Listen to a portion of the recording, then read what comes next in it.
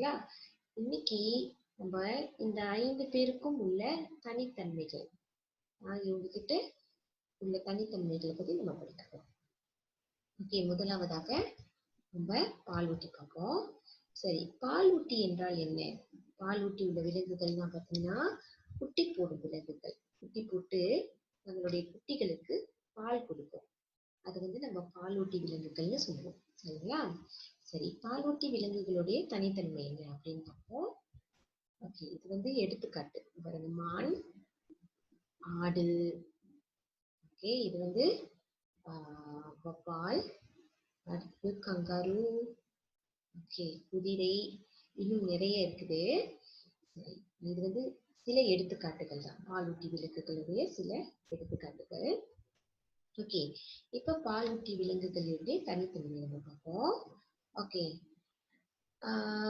முதல்ல இருக்கிறது பாத்தீங்கன்னா உரோமங்களால் மூடப்பட்டிருக்கும். பொதுவாக பாலூட்டி விலங்குகள் பாத்தீங்கன்னா அவங்க உடல் முழுக்க உரோமங்கள் இருக்கும். சரிங்களா? அடுத்தது, பொதுவாக பாலூட்டி விலங்குகள் நுரையீரல் வழி சுவாசிக்கும். ஏன்னா பாலூட்டி விலங்குகள் பாத்தீங்கன்னா நிலத்தில் வாழக்கூடிய விலங்குகள். இவங்கெல்லாம் நிலத்துல வாழ்றதுனால இவங்களுக்கு பொதுவா நுரையீரல் மூலம் சுவாச உறுப்புகள் இருக்கும். சரிங்களா? இது அவங்களுடைய தனித்தன்மைகள். அடுத்தது, குட்டி போடும். ஏற்கனவே நம்ம பார்த்த போதுதான். ஓகே, இது அடுத்து கடைசியா இருக்கிறது வெப்ப ரத்தம். நிலத்துல வாழக்கூடிய விலங்குகள், இவங்களுக்குலாம் ரத்தம் வெப்பமா இருக்கும், சூடான ரத்தம் கொண்டிருக்கும் அப்படின்னு சொல்லுவாங்க. சரிங்களா? ஓகே, மொத்தம் பாலூட்டி விலங்குகளுக்கு 5 தனித்தன்மைகளுக்கு. அவங்களுக்கு உடம்புல உரோமம் இருக்கும். இரண்டாவதாக, நுரையீரல் மூலம் சுவாசிக்கும். மூன்றாவது, அவங்களுக்கு நிலத்தில் வாழ்வாங்க, குட்டி போடுவாங்க, இவங்களுக்கு வெப்ப ரத்தம் இருக்கும்.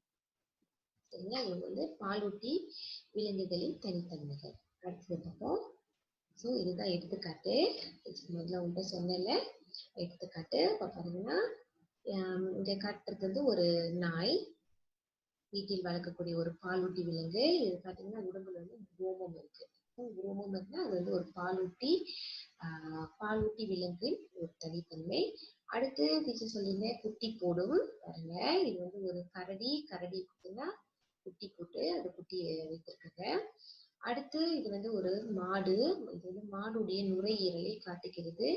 மாடு, இந்த நாய், இந்த கரடி, இவங்கெல்லாம் நிலத்தில் வாழக்கூடிய விலங்குகள். சோ ஆகையால் அவங்களுக்கு உடல் அவங்க சுவாச உறுப்பு நுரையீரல் மூலம் சுவாசிப்பாங்க. சரிங்களா? ஓகே, அடுத்தது போவோம்.